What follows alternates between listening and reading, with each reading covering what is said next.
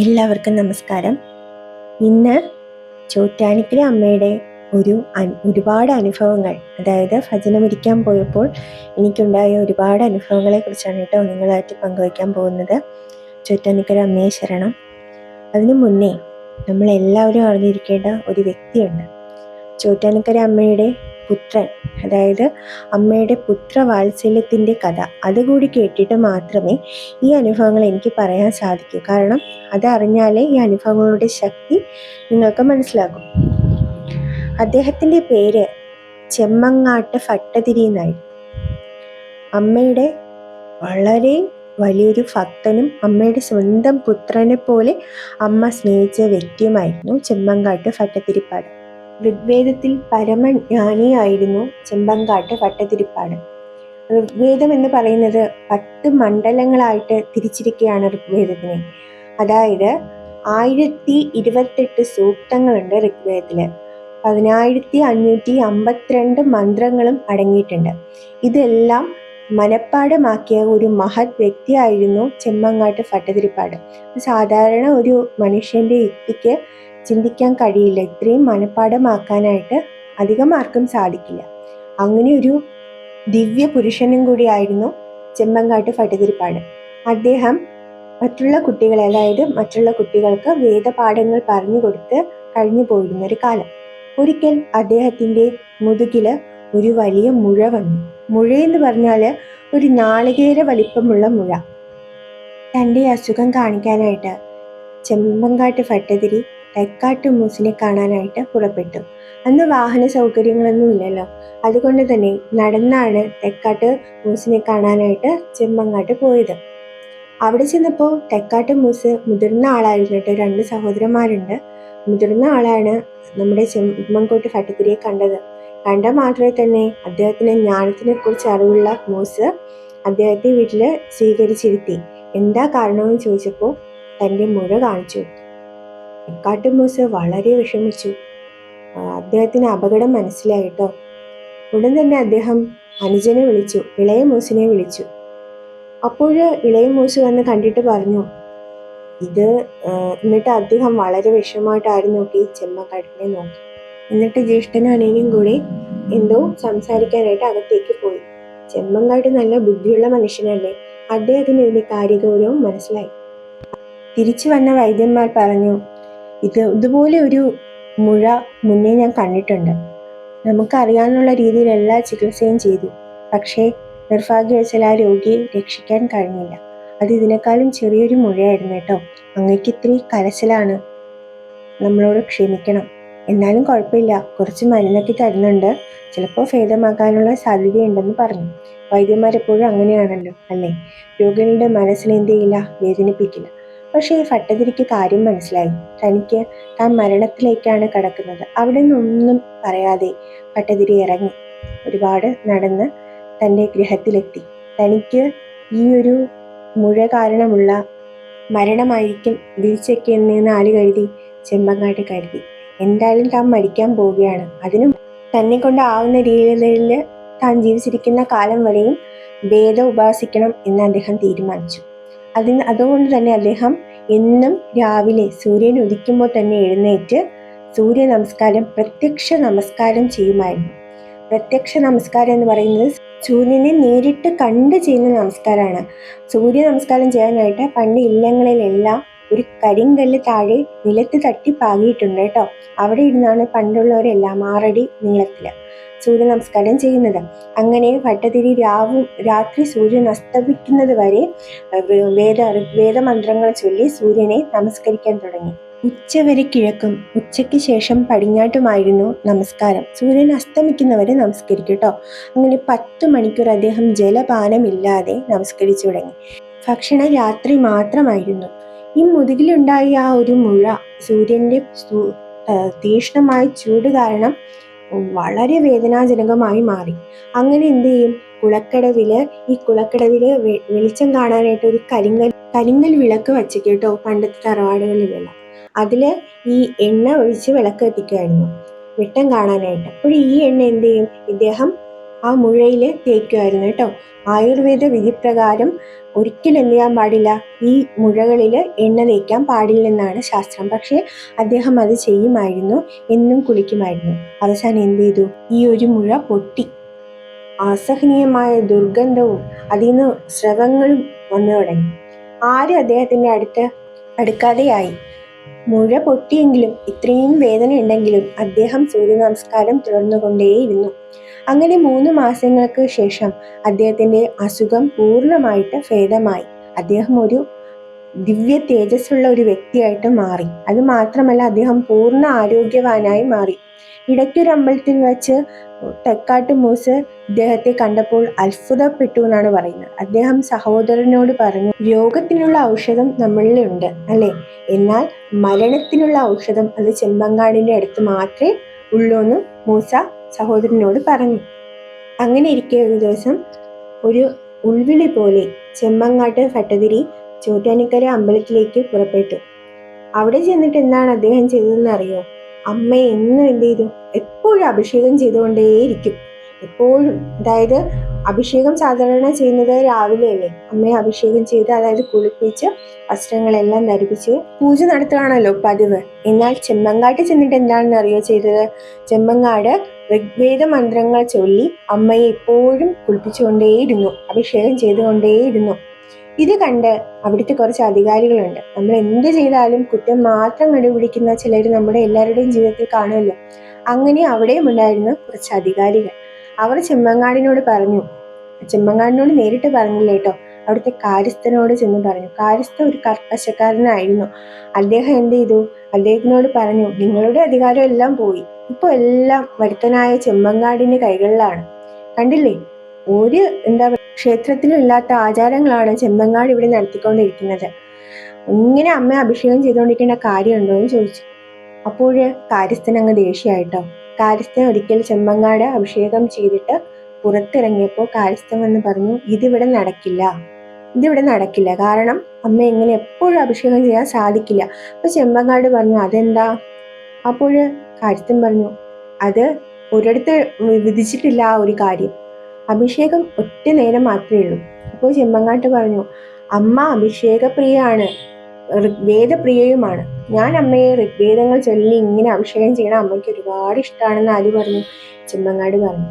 അങ്ങനെ കാര്യസ്ഥൻ കർക്കശമായി പറഞ്ഞു, ഇനി അത് നടക്കില്ല. അങ്ങേക്ക് വേണമെങ്കിൽ രാവിലെയുള്ള പൂജയ്ക്ക് മുന്നേ അമ്മയെ അഭിഷേകം ചെയ്യുമ്പോൾ അങ്ങേക്ക് അഭിഷേകം ചെയ്യാമെന്ന് പറഞ്ഞു. അങ്ങനെ ചെമ്മങ്ങാട് ഒത്തിരി വിഷമിച്ച് എന്ത് ചെയ്തു, പോയി. പിറ്റേ ദിവസം കൊടുത്തിട്ട് ചെമ്മങ്ങാട് എന്താണ് ചെയ്തത്, അവിടെ ഒരിടത്ത് അമ്മയുടെ മണ്ഡപത്തിന്റെ അടുത്തിരുന്ന് എന്ത് ചെയ്തു, ഋഗ്വേദങ്ങൾ ഇങ്ങനെ ഉരുവിടാൻ തുടങ്ങി, അഭിഷേകം ചെയ്യുന്നത് നിർത്തി. അങ്ങനെ എല്ലാവർക്കും എന്താണ് ആ ഒരു ഇത് മനസ്സിലായി. അമ്മയ്ക്ക് ഭയങ്കര ദേഷ്യമാണെന്ന് എല്ലാവർക്കും തോന്നി. വരുന്ന ഭക്തജനങ്ങൾക്കെല്ലാം ഒരു വിഷമം.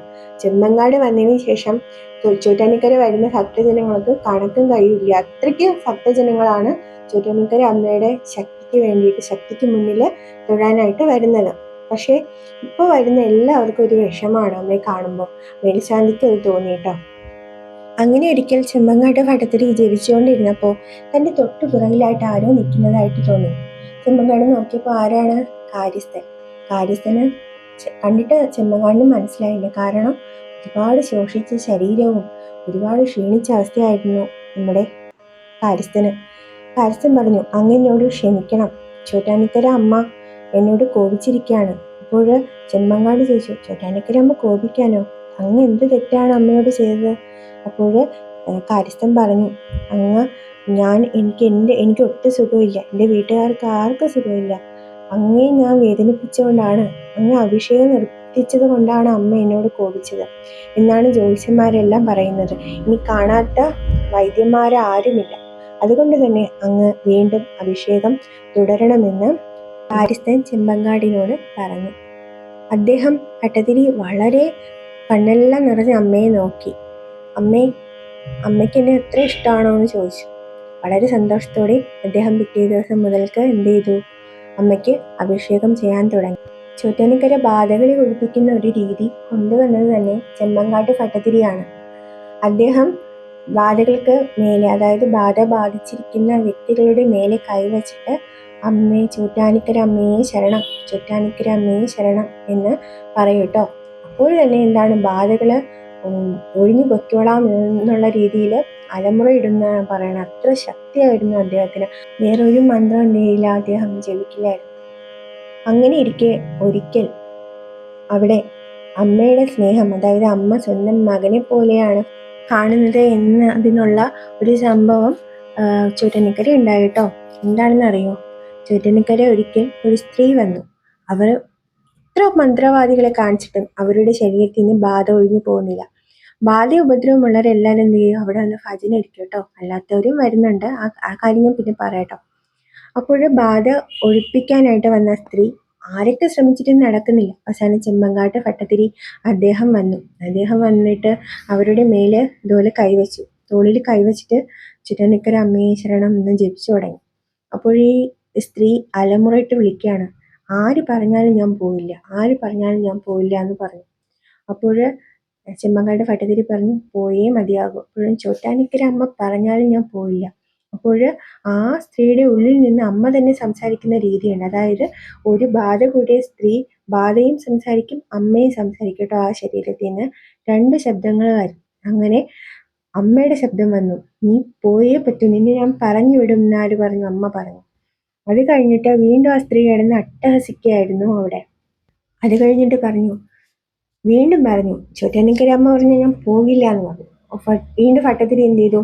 ഇതുപോലെ തൊട്ട് ജപിച്ചു തുടങ്ങി, ചോറ്റാനിക്കര അമ്മയെ ശരണം, ചോറ്റാനിക്കര അമ്മയെ ശരണം. അപ്പോൾ പറഞ്ഞു, ചെമ്മങ്ങാട് പറഞ്ഞു ഞാൻ ഒരിക്കലും പോയില്ല എന്ന് പറഞ്ഞു.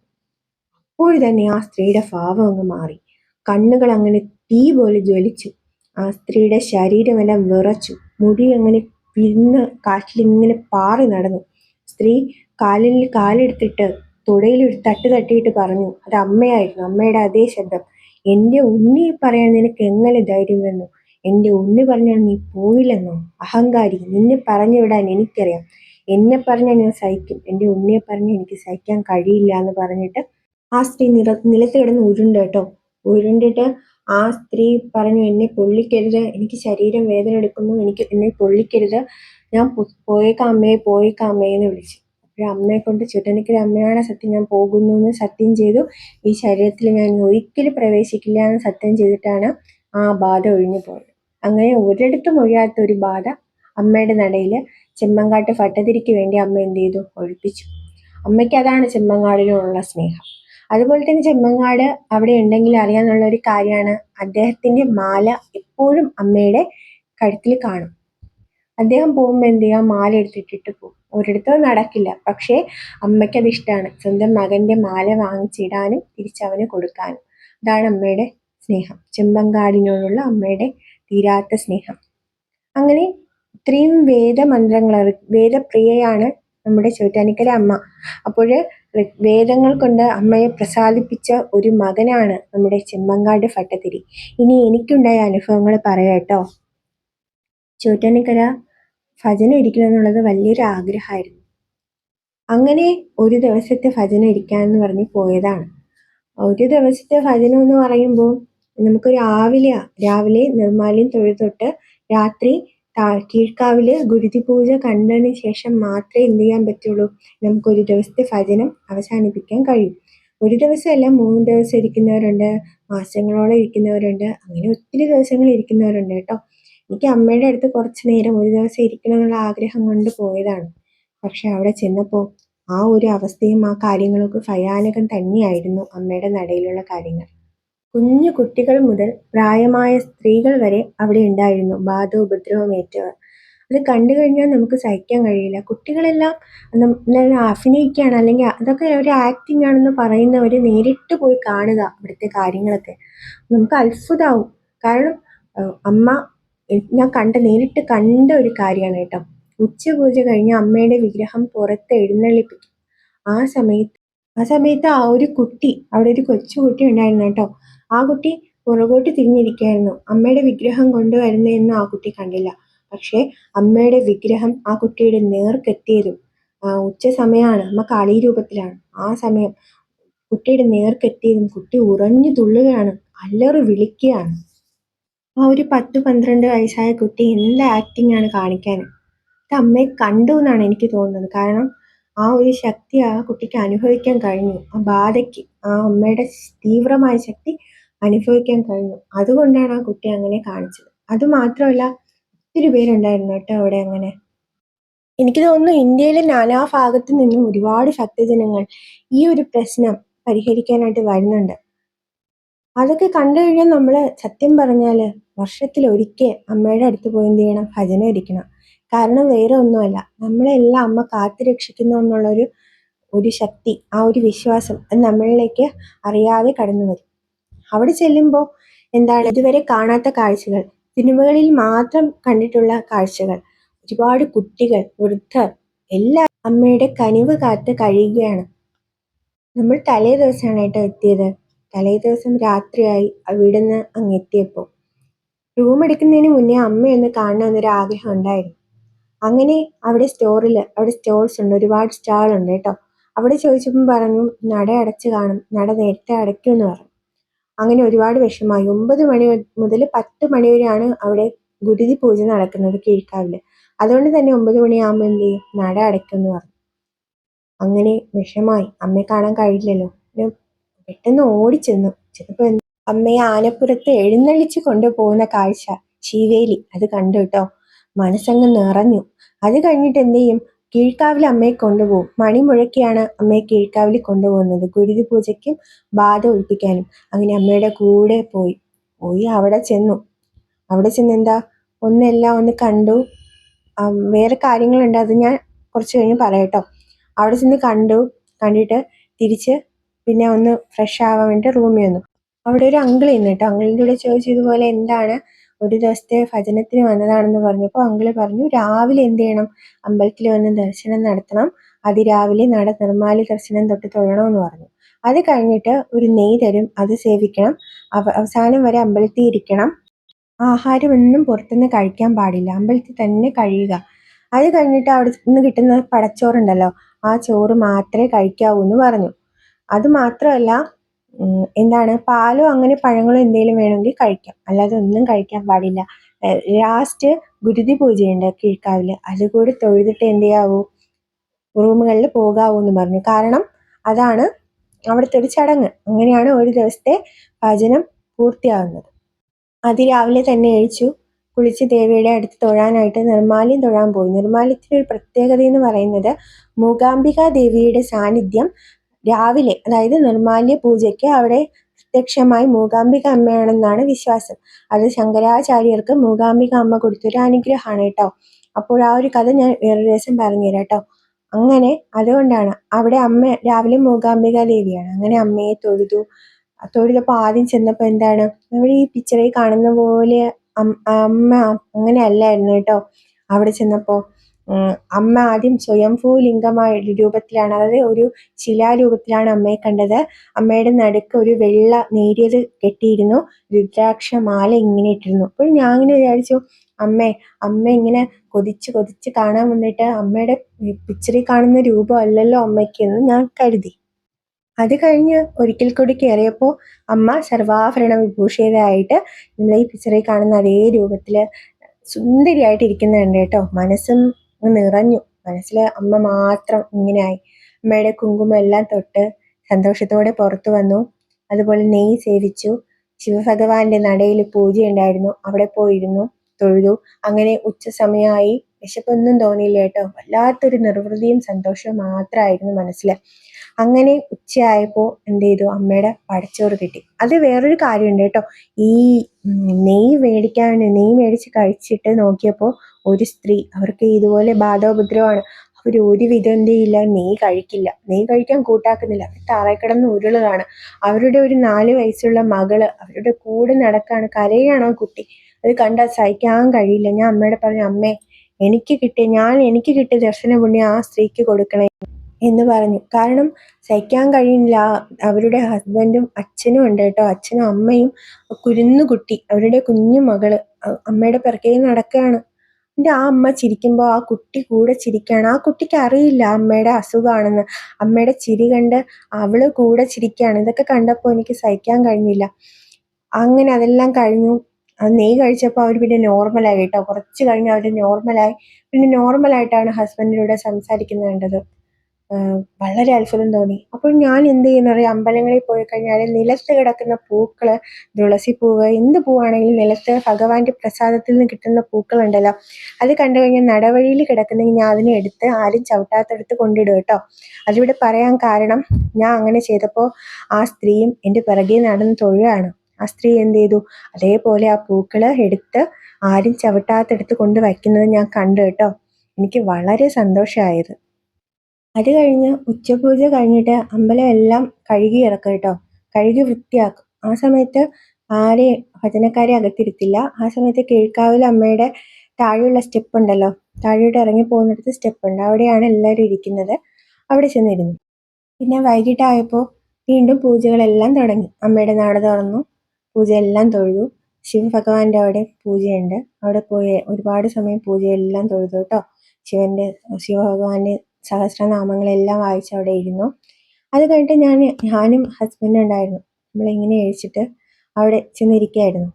അവിടെ ഇങ്ങനെ ഇരുന്നപ്പോൾ ഒരു മുത്തശ്ശൻ, ഇച്ചിരി പ്രായമുള്ള ആളാണ്, അവിടുത്തെ ഒരു അങ്കിളാണ്. അദ്ദേഹം എന്ന് പറഞ്ഞു, ഇവിടെ ഇങ്ങനെ ഇരിക്കാൻ പറ്റില്ല, ഭജന ഇരിക്കുമ്പോൾ അമ്മയുടെ അടുത്ത് പോയി നാമം ജപിച്ചിരിക്കണം, അതുപോലെ തന്നെ ശിവഭഗവാന്റെ അടുത്ത് പോയി തൊഴുതിട്ട് വരൂ എന്ന് പറഞ്ഞ് അങ്കിൾ ഇങ്ങനെ നമ്മുടെ ഒരു അമ്മ, അതായത് ചോറ്റാനിക്കര അമ്മ വിട്ടതുപോലെ ഒരാള്, അദ്ദേഹം വന്ന് എല്ലാ കാര്യങ്ങളും ഇങ്ങനെ പറഞ്ഞു തരികയാണ്. എൻ്റെ ഹസ്ബൻഡ് രുദ്രാക്ഷ ഇട്ടിട്ടുണ്ട്. അപ്പോൾ പറഞ്ഞു, കുഞ്ഞ് ഈ ചെറുപ്പക്കാരന് രുദ്രാക്ഷ ഇടാൻ പാടില്ല കേട്ടോ, ഇച്ചിരി പ്രായമായിട്ടേ രുദ്രാക്ഷ ഇടാവൂ എന്നൊക്കെ പറഞ്ഞു തന്നു. അങ്ങനെ ഒരുപാട് കാര്യങ്ങൾ അമ്മ പറഞ്ഞതുപോലെ അദ്ദേഹം പറഞ്ഞു തന്നു കേട്ടോ. ഒരുപാട് സന്തോഷമായി. അമ്മേ ദേവി. അത് കഴിഞ്ഞിട്ട് രാത്രിയത്തെ പൂജയെല്ലാം 9 മണിയാകുമ്പോൾ നടയെല്ലാം അടയ്ക്കും കേട്ടോ. അമ്മ കീഴ്ക്കാവില് ഗുരുതി പൂജയ്ക്ക് പോകുന്ന സമയമാണ്. അങ്ങനെ അമ്മയുടെ കൂടെ എല്ലാവരും പോയിട്ടോ താഴെ. അവിടുത്തെ മാത്രമുള്ളൊരു പ്രത്യേക മന്ത്രമാണ്. കാരണം മഹാവിഷ്ണു ഭഗവാൻ സ്ത്രീ രൂപം സ്വീകരിച്ചാൽ എങ്ങനെയാണ്, അതുപോലെയാണ് ചോറ്റാനിക്കര അമ്മ. ആ അമ്മയുടെ പിക്ചർ കാണുമ്പോൾ തന്നെ നമുക്ക് മനസ്സിലാവും. ശംഖും ചക്രവും മാത്രമേ കയ്യിലുള്ളൂ. ഗദയും പത്മവും താഴെ വെച്ച് ഒരമ്മ. മക്കൾ എപ്പോഴും പുണരാൻ ആഗ്രഹിക്കുന്നവരാണല്ലോ അമ്മമാര്. 2 കൈയും ഫ്രീ ആക്കിയിട്ടൊക്കെയാണ് മക്കൾക്ക് അനുഗ്രഹം തരാനായിട്ട്. ആ ഒരു രൂപമാണ് നമ്മുടെ ചോറ്റാനിക്കര അമ്മയ്ക്കുള്ളത്. അങ്ങനെ അമ്മേ നാരായണ, ദേവി നാരായണ, ലക്ഷ്മി നാരായണ, ഭദ്രേ നാരായണ, ഈ ഒരു മന്ത്രം ചോറ്റാനിക്കര അമ്മയുടെ മാത്രം മന്ത്രമാണ്. ഒരുപാട് അമ്പലങ്ങളിൽ ഉപയോഗിക്കുന്നുണ്ടെങ്കിലും ചോറ്റാനിക്കര അമ്മയുടെ മാത്രം വളരെ ശക്തിയുള്ള മന്ത്രമാണ് ഈ ഒരു മന്ത്രം. അങ്ങനെ കീഴ്ക്കാവിൽ പോയപ്പോൾ എല്ലാവരും ഇങ്ങനെ ഗുരുതി സമയത്ത് എല്ലാവരും ഇങ്ങനെ ഉറഞ്ഞു തുള്ളുകയാണ്. ഒരുപാട് കുട്ടികൾ ആണിയും കൊണ്ട്, അവിടെ ഒരു ആലുണ്ട്, പിക്ചറിൽ കാണിച്ച് കേട്ടോ, ആലിൽ പോയിട്ട് ആണി അടിക്കുകയാണ് ഇങ്ങനെ. അവരുടെ ബാധ ഒഴിഞ്ഞു പോകുന്ന സത്യം ചെയ്തിട്ട് ആണി അടിക്കുകയാണ്. അതൊക്കെ കാണുമ്പോൾ ഒന്നും ആക്ടിങ് ആയിട്ട് തോന്നിയില്ല കേട്ടോ, എല്ലാം സത്യമാണ് അവിടെ. അത് കഴിഞ്ഞ് ഗുരുതി പൂജ തുടങ്ങുന്ന സമയത്ത് ഒരു തമിഴ് കുട്ടിയാണെന്ന് തോന്നുന്നു, അച്ഛനും അമ്മയും ആ കുട്ടിയും കുട്ടിയുടെ സഹോദരിയും കൂടെയാണ് വന്നത്. അങ്ങനെ ആ കുട്ടികൾ എന്ത് ചെയ്തു, ആ കുട്ടിയെ ഒന്ന് എൻ്റെ അടുത്ത് നിന്നു. കുട്ടിയെ കണ്ടപ്പോൾ തന്നെ എന്തോ ഒരു എന്താ പറയുക, മുഖമെല്ലാം അങ്ങ് വാടി, കണ്ണിന് താഴെയെല്ലാം നല്ല കറുപ്പായിട്ട് ഒരു പ്രത്യേക രൂപം ആ കുട്ടി. അവൾ എൻ്റെ അടുത്ത് വന്ന് നിന്ന് കേട്ടോ. എനിക്ക് പേടിയൊന്നും തോന്നിയില്ല, അമ്മയല്ലേ, അമ്മയുടെ നടയിലല്ലേ, ആരെയും പേടിക്കാൻ, അമ്മയുണ്ടല്ലോ. അങ്ങനെ ആ കുട്ടി ഇങ്ങനെ ഇങ്ങനെ ആടുകയാണ് ഗുരുതി പൂജ സമയത്ത്. ഞാൻ അപ്പോഴെന്ത് ചെയ്തു, അമ്മേ നാരായണ, ദേവി നാരായണ, ലക്ഷ്മി നാരായണ, ഭദ്രേ നാരായണ എന്ന മന്ത്രം ജപിച്ചുകൊണ്ടേയിരുന്നു. അപ്പോഴ് ആ കുട്ടി ഇതുപോലെ എന്നെ ഇങ്ങനെ തുറിച്ച് നോക്കിയിട്ട് തുള്ളുകയാണ് ശക്തിയിൽ. എന്നെ തുറിച്ച് നോക്കുകയാണ്. ആ മന്ത്രത്തിൻ്റെ ശക്തിയാണെന്ന് അറിയില്ല. ഞാൻ വീണ്ടും ജപിച്ചു അമ്മേ നാരായണ മന്ത്രം ജപിച്ചുകൊണ്ടേയിരുന്നു. ആ കുട്ടി പെട്ടെന്ന് അച്ഛൻ്റെ പറയണ, എനിക്ക് ഇവിടുന്ന് പോകണം എന്ന് പറഞ്ഞിട്ടൊക്കെയാണ്. ആ അച്ഛൻ അവിടെ തന്നെ പിടിച്ച് നിർത്തുകയാണ്. പക്ഷെ ആ കുട്ടി എൻ്റെ അടുത്ത് നിന്നില്ല കേട്ടോ. എൻ്റെ അടുത്ത് നിന്ന് വളരെ ശക്തിയിൽ മാറിപ്പോകുന്നതാണ് ഞാൻ കണ്ടത്. അമ്മയുടെ ആ മന്ത്രത്തിൻ്റെ ശക്തിയുടെ ഗുണമാണ് കേട്ടോ അത്. അങ്ങനെ ഒരുപാട് അത്ഭുതങ്ങൾ കണ്ടു. അവിടെ ചെന്ന അത്ഭുത ലോകമാണ്. കീഴ്ക്കാവിൽ 12 പാത്രത്തിൽ ഗുരുതിയുള്ള സമയത്തൊക്കെ ചെന്ന് കഴിഞ്ഞാൽ ബാധകൾ ഉറഞ്ഞു തുള്ളുന്നത് നേരിട്ട് കാണാൻ നമുക്ക് കഴിയും. അതൊരു അത്ഭുതം തന്നെയാണ്. ചെണ്ടകൊട്ടെല്ലാം കേൾക്കുമ്പോൾ ബാധകൾക്ക് സഹിക്കാൻ കഴിയാത്തൊരു ബുദ്ധിമുട്ടാണ്. ഒരുപാട് പേര് സത്യം ചെയ്ത് ഒഴിഞ്ഞു പോകുന്നുണ്ടായിരുന്നു അവിടെ വെച്ച്. കുഞ്ഞു കുട്ടികൾ വരെ ഉണ്ട് കേട്ടോ അതിൻ്റെ കൂട്ടത്തിൽ. അങ്ങനെ അതെല്ലാം കഴിഞ്ഞ് തൊഴുതു, അമ്മയുടെ എല്ലാ പൂജകളും തൊഴുതു. ആ ഒരു ദിവസം ധന്യമായി. അങ്ങനെ എന്ത് ചെയ്തു, അമ്മയുടെ പ്രസാദം എല്ലാം മേടിച്ച് കഴിച്ചിട്ട് തിരിച്ച് റൂമിലേക്ക് പോയി. പിറ്റേ ദിവസം രാവിലെ ഒന്നുകൂടെ അമ്മയെ കാണണമെന്ന് തോന്നി. അങ്ങനെ വന്നു, കണ്ടു. അമ്മയുടെ മുഖത്തൊരു ചിരി. അത് വല്ലാത്തൊരു ചിരി. അതെനിക്ക് മനസ്സിലായി അമ്മയ്ക്ക് സന്തോഷമായിന്ന്. അമ്മ എന്നെ നോക്കി ചിരിക്കുന്നത് പോലെ എനിക്ക് തോന്നി. വല്ലാത്തൊരു മനോഹരമായ ചിരി. അത് പറഞ്ഞറിയിക്കാൻ കഴിയില്ല കേട്ടോ. അപ്പോൾ പുറത്തിറങ്ങിയപ്പോൾ ഞാൻ ഹസ്ബൻഡിനെ പറഞ്ഞു, ഇതുപോലെ അമ്മ എന്നെ നോക്കി ചിരിക്കുന്നത് പോലെ തോന്നിയെന്ന് പറഞ്ഞു. അങ്ങനെ ഹസ്ബൻഡ് പറഞ്ഞു, എനിക്ക് തോന്നിയില്ലല്ലോ എന്ന് പറഞ്ഞു. പെട്ടെന്ന് വേറൊരാളൊന്നും ഒന്നും കൂടി തൊഴണമെന്ന് ചോദിച്ചു. അപ്പോഴും അത്ഭുതമായി. ഒന്നും കൂടെ തൊഴണമെന്ന് പറഞ്ഞു. അങ്ങനെ വേണ്ടി ഒന്നും കൂടെ കയറി തൊഴുതു. അപ്പോഴും ഹസ്ബൻഡ് പറഞ്ഞു, ആ ഒരു ചിരി ഞാനും കണ്ടു കേട്ടോ, അമ്മയുടെ ആ ഒരു ചിരി. എന്തോ ഒരു സന്തോഷവും അത്ഭുതവും ഒക്കെ തോന്നി കേട്ടോ അത് കേട്ടപ്പോൾ. പിന്നെ തൊഴുത് പ്രദക്ഷിണം വെച്ച് വന്നപ്പോൾ അമ്മയുടെ ഉടുത്ത പട്ടുണ്ടല്ലോ, അമ്മയ്ക്ക് ഉടുത്തിട്ട് വരുന്ന പട്ട്, അത് മാറ്റുന്നത് കണ്ടു. മാറ്റുന്നുള്ളപ്പോൾ ഞാൻ വിചാരിച്ചു, ഒരു പട്ട് കിട്ടിയെങ്കിൽ വീട്ടിൽ കൊണ്ട് വയ്ക്കാമായിരുന്നു എന്ന് വിചാരിച്ചു. കൗണ്ടറിലെല്ലാം കിട്ടും കേട്ടോ. കൗണ്ടറിൽ അമ്മയുടെ ഏലസ് കിട്ടും. അവിടുത്തെ അമ്മയുടെ മണ്ണ് നിറച്ച ഏലസ് കിട്ടും കേട്ടോ. അമ്മയുടെ അവിടുത്തെ മണ്ണ് നിറച്ച ഏലസ്. അങ്ങനെ ഒരു ഏലസൊക്കെ മേടിച്ചു നമ്മൾ. ഫോട്ടോസൊക്കെ കിട്ടും, കീഴ്ക്കാവിലെയും മേൽക്കാവിലെയും. അതെല്ലാം മേടിച്ചു. അപ്പോഴകത്ത് വെച്ച് ഞാൻ വിചാരിച്ചു, പട്ട് കിട്ടിയെങ്കിൽ കൊള്ളായിരുന്നു അമ്മയുടെ എന്ന്. അങ്ങനെ തൊഴുത് വലം വെച്ച് വന്നപ്പോൾ ഇപ്പുറത്തെ ഒരു പോറ്റി ഇരിപ്പുണ്ട്. അതിന് പോറ്റിക്ക് ദക്ഷിണ കൊടുത്തു. ചന്ദനത്തിനോടൊപ്പം അദ്ദേഹം പട്ട് വേണമെന്ന് ചോദിച്ചു എന്നോട്. എനിക്ക് എന്താ പറയേണ്ടതെന്ന് അറിയില്ല. ഭയങ്കര സന്തോഷം തോന്നി. ഞാൻ പറഞ്ഞു വേണമെന്ന് പറഞ്ഞു. അങ്ങനെ ഒരു നല്ല സുന്ദരമായിട്ടൊരു പട്ട് കിട്ടി. അത് ഇന്നും വീട്ടിൽ നിധി പോലെ സൂക്ഷിക്കുകയാണ്. അത്ര സുന്ദരമാണ് ആ പട്ട്. ഞാൻ ഒരിക്കൽ വീഡിയോ കാണിച്ചു തരാം കേട്ടോ ആ പട്ടിൻ്റെ. ഒരു ചുവന്ന പട്ടാണ്. അങ്ങനെ അതെല്ലാം കൊണ്ട് അമ്മയുടെ നിറഞ്ഞ അനുഗ്രഹത്തോടെ നേരെ എന്ത് ചെയ്തു, ഗുരുവായൂർക്ക് വിട്ടു. എന്തായാലും വന്നതല്ലേ, ഗുരുവായൂർക്ക് പോയി ഗുരുവായൂരപ്പനെയും തൊഴുത് എല്ലാ അനുഗ്രഹവും മേടിച്ചു വന്നു. എല്ലാവരും ജീവിതത്തിൽ ഒരിക്കലെങ്കിലും ചോറ്റാനിക്കര പോകണം കേട്ടോ. പിന്നെ ഒരു കാര്യം പറയാൻ മറന്നുപോയി. ചെമ്മങ്കാട്ട് ഭട്ടതിരിയുടെ കഥ പറഞ്ഞില്ലായിരുന്നോ? അദ്ദേഹം അമ്മയുടെ പ്രിയ മകനാണ്. ചോറ്റാനിക്കര പോകുമ്പോൾ അമ്മയുടെ ദർശനത്തിന് ഏറ്റവും ഫ്രണ്ടിൽ, അമ്മയുടെ ഫ്രണ്ടിൽ തന്നെ ചെമ്മങ്കാട് ഭട്ടതിരിയുടെ ഒരു ഫോട്ടോ വെച്ചിട്ടുണ്ട് കേട്ടോ. എല്ലാവരും ഇനിയും പോകുമ്പോൾ കാണണേ. അമ്മയുടെ പ്രിയ മകനായ ചെമ്മങ്കാട്ട് ഭട്ടതിരി, അദ്ദേഹത്തിനെ കുറിച്ച് പറയാൻ കഴിഞ്ഞാൽ ഒരുപാട് സന്തോഷിക്കുന്നു. ഇനി എല്ലാവരും പോകുമ്പോൾ ചെമ്മങ്കാട്ട് ഭട്ടതിരിയുടെ ഫോട്ടോയും കണ്ട് അദ്ദേഹത്തിൻ്റെ രുദ്രാക്ഷമാല എല്ലാം അവിടെ ഉണ്ട് കേട്ടോ. അപ്പോഴമ്മയെയും കണ്ട്, അമ്മയുടെ പ്രിയ മകനെയും കണ്ട് എല്ലാവരും തൊഴുതു വരിക. എല്ലാവർക്കും നന്മയുണ്ടാകട്ടെ.